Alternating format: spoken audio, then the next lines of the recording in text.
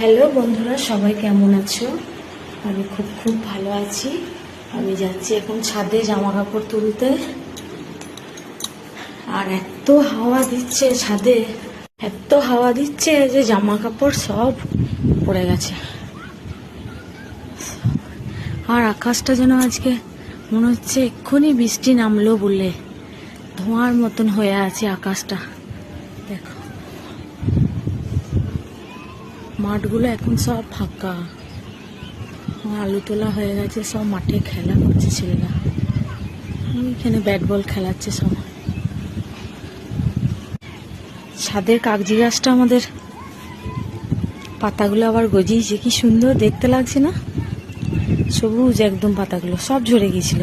এই ছোট্ট লঙ্কা গাছটার মধ্যে ছোট্ট ছোট্ট কত লঙ্কা ধরেছে। ওই গাছটাতেও ধরেছে অনেক লঙ্কা।